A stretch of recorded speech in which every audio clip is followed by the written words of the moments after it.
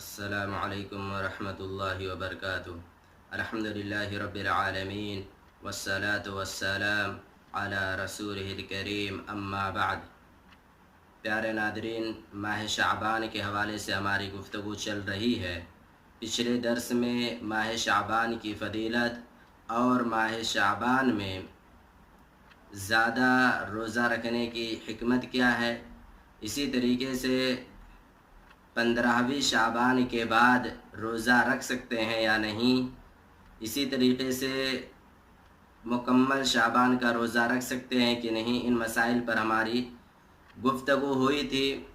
پیارے ناظرین، ماہ شعبان کے حوالے سے یہ ہماری آخری گفتگو ہے، اور ماہ شعبان کی 15ویں رات کے حوالے سے جو فضیلتیں لوگ بیان کرتے ہیں، یا 15ویں شعبان کی رات یا دن کے تعلق سے جو کچھ بدعات یا جو کچھ رسم و رواج لوگوں کے درمیان عام ہیں، ان کی اصل حقیقت کیا ہے، ان پر ہماری گفتگو ہوگی۔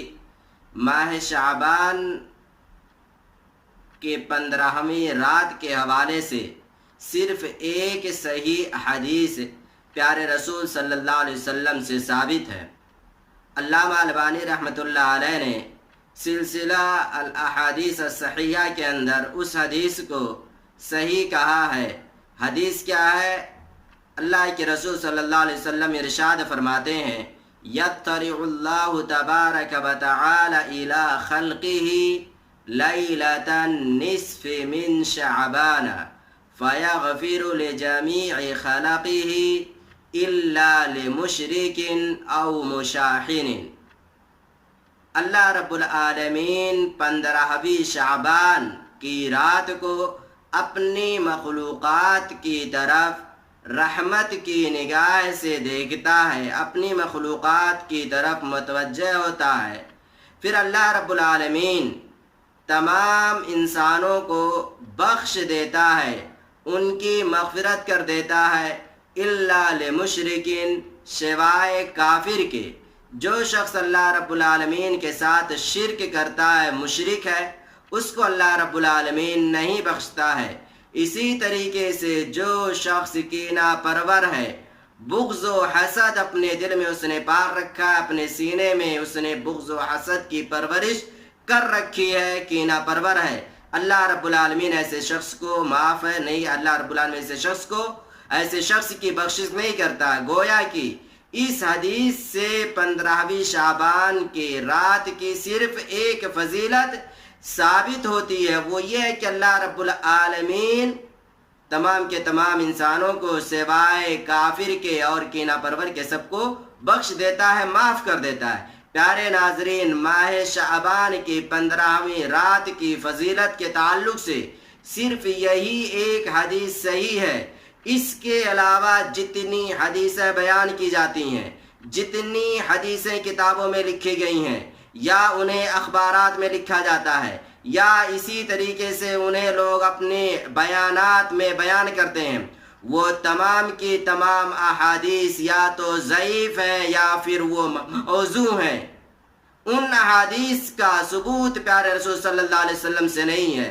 اس وجہ سے ہر کسی کو اپنے ذہن میں یہ بات محفوظ رکھ لینی چاہیے کہ ماہ شعبان کی فضیلت کے حوالے سے، ماہ شعبان کی 15ویں رات کی فضیلت کے حوالے سے صرف ایک حدیث ثابت ہے اور صرف ایک فضیلت ثابت ہے، وہ ہے کہ اللہ رب العالمین مخلوقات کو بخشتا ہے، اس کے علاوہ انسانوں کو بخشتا ہے، ان کی بخشش کرتا ہے۔ اس کے علاوہ کوئی عمل، کوئی عبادت، کوئی کام ماہ شعبان کی 15ویں رات کی فضیلت پر کوئی بھی عبادت نہیں ثابت ہے، اور جو کچھ لوگ کرتے ہیں 15ویں شعبان کی رات کو وہ تمام کی تمام چیزیں بدعت ہیں، شریعت سے ان کا کوئی تعلق نہیں ہے۔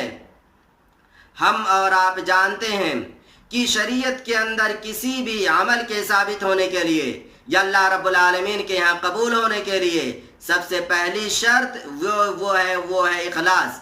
نمبر 2 ہے متابعت رسول صلی اللہ علیہ وسلم، کی وہ عمل اللہ کے رسول صلی اللہ علیہ وسلم سے ثابت ہو، اگر ثابت ہے تو ٹھیک ہے، وہ عمل قبول کیا جائے گا، لیکن اگر صحیح حدیث سے کتاب و سنت سے وہ عمل نہیں ثابت ہے تو کتنا بھی عظیم وہ عمل ہوگا، کتنا بھی محنت طلب وہ عمل ہے اور ہماری نگاہوں میں کتنا عظیم نہ ہو، وہ اللہ رب العالمین کے یہاں قبول نہیں کیا جائے گا، بلکہ اس کا شمار بدعات میں کیا جائے گا۔ دین میں نئی نئی چیزیں جو ایجاد کر لی گئی ہیں ان میں کیا جائے گا۔ پیارے ناظرین، ماہ شعبان کی 15ویں رات کے تعلق سے بہت ساری بدعات ہیں جو لوگوں نے ایجاد کر رکھی ہیں، اور ان بدعات کی بنیاد یا تو ضعیف احادیث پر رکھی گئی ہے یا پھر موضوع احادیث پر رکھی گئی ہے، اور ضعیف اور موضوع حدیث سے، ضعیف حدیث سے بھی شریعت کے اندر کسی بھی عمل کے ثابت ہونے کا استدلال نہیں کیا جا سکتا، اور موضوع حدیث پر تو گفتگو ہی مت کیجیے، اس کا تو کچھ تعلق ہی نہیں ہے۔ تو اس وجہ سے آپ دیکھیں ماہ شعبان کی 15ویں رات کی فضیلت کے حوالے سے کچھ لوگوں کا یہ عقیدہ ہے کہ اس رات پوری کی پوری رات قیام کی رات ہے، پوری رات قیام کرنا چاہیے، 100 سے زائد رکعتیں لوگ ادا کرتے ہیں اور کہتے ہیں اللہ کے رسول صلی اللہ علیہ وسلم سے ثابت ہے۔ خصوصی طور پر اس رات 15ویں شعبان کی رات کو 100 سے زائد رکعات کا اہتمام کرنا، یہ اللہ کے رسول صلی اللہ علیہ وسلم سے ثابت نہیں ہے کہ پوری رات قیام کریں، یا خصوصی طور پر اس رات کو قیام اللیل کے نام سے یاد کریں، یہ صحیح حدیث سے ثابت نہیں ہے۔ اسی طریقے سے کچھ لوگوں کا اس رات کے حوالے سے یہ عقیدہ ہے کہ اگر ماہ شعبان کی 15ویں رات کو اگر کوئی شخص نماز پڑھ لیتا ہے تو پھر ایسے شکل میں پورے سال کی نماز کا وہ کفایت ہوگا، یعنی وہ نماز جو آپ نے 15ویں شعبان کی رات کو ادا کر لی ہے، وہ اس رات والی نماز پورے سال کی نماز کے لیے کافی ہے۔ پورے سال اگر آپ نماز ادا نہیں کرتے ہیں تب بھی کوئی حرج نہیں ہے۔ اس طرح کی چیزیں لوگوں نے ایجاد کر رکھی ہیں۔ اسی طریقے سے 15ویں شعبان کی رات قبرستان پر جانا، چراغا کرنا، موم بتیاں جلانا اور ان کے تعلق سے طرح طرح کے عقائد اپنے ذہن میں محفوظ رکھنا، یہ بھی صحیح اور درست نہیں ہے۔ اسی طریقے سے 15ویں شعبان کی رات کو اللہ کے رسول صلی اللہ علیہ وسلم کے آثار نکال کر لوگوں کے سامنے رکھنا۔ آثار میں کیا؟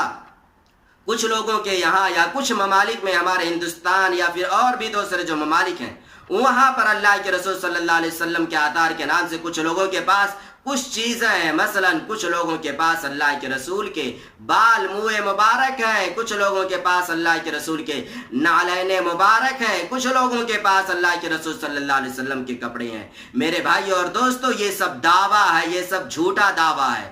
کوئی چیز اللہ کے رسول صلی اللہ علیہ وسلم کے آثار میں سے اس وقت محفوظ نہیں ہے۔ خود مدینہ کے اندر آپ ڈھونڈ لیں، جہاں آپ نے 63 سال گزارا ہے، وہاں پر بھی اللہ کے رسول صلی اللہ علیہ وسلم کے آثار میں سے اس طرح کی کوئی چیز، منہ مبارک، نالین مبارک، یا جو بھی مبارک یا جو بھی آثار کے نام سے لوگ آج کے یاد کرتے ہیں، وہ تمام کی تمام چیزیں صحیح سند سے نہیں ثابت ہے، وہ سب کی سب جھوٹی ہیں، جھوٹا دعویٰ کرتے ہیں لوگ، اس کے علاوہ ان کی کوئی حقیقت نہیں ہے۔ صرف لوگوں نے لوگوں کو گمراہ کر رکھا اللہ کے رسول کے نام پر۔ حالانکہ ہونا تو یہ چاہیے تھا کہ لوگوں کو اللہ کے رسول کے نام پر، آپ کی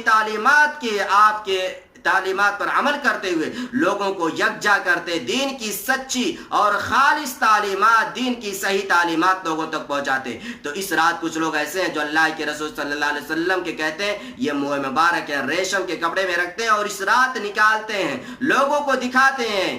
یہ تمام کی تمام چیزیں بدعت، اور اس طرح کی کوئی بھی چیز اللہ کے رسول صلی اللہ علیہ وسلم کی اس وقت باقی نہیں ہے۔ علامہ البانی رحمۃ اللہ علیہ نے اپنی کتاب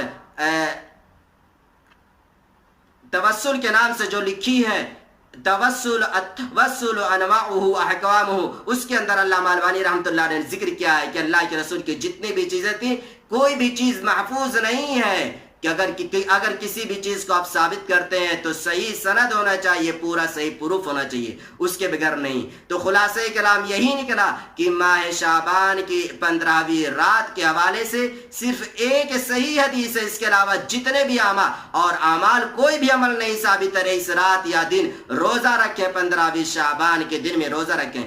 صرف ایک صحیح حدیث ثابت ہے. اس کے علاوہ جو بھی چیزیں لوگ انجام دیتے ہیں، قبرستان پر جاتے ہیں، آتش بازی کرتے ہیں، چراغاں کرتے ہیں، محفلیں جماتے ہیں، یا اللہ کے رسول صلی اللہ علیہ وسلم کے آثار کے نام پر لوگوں کو اکٹھا کرتے ہیں، یہ تمام کی تمام چیزیں جھوٹی ہیں، واہیات ہیں، یہ تمام کی تمام چیزیں بدعات ہیں. ایک طرح سے لوگوں کو گمراہ کرنا، اس کے علاوہ اور کچھ نہیں ہے. تو جو بھی چیزیں آپ دیکھیں اگر صحیح حدیث سے مل جاتی ہیں تو ٹھیک ہے، ورنہ پھر ایسی شکل میں کوئی بھی چیز اللہ تبارک و تعالیٰ کے قابل قبول نہیں ہوگی. اللہ رب العالمین ہمیں دین کی تعلیمات پر عمل کرنے کی توفیق دے.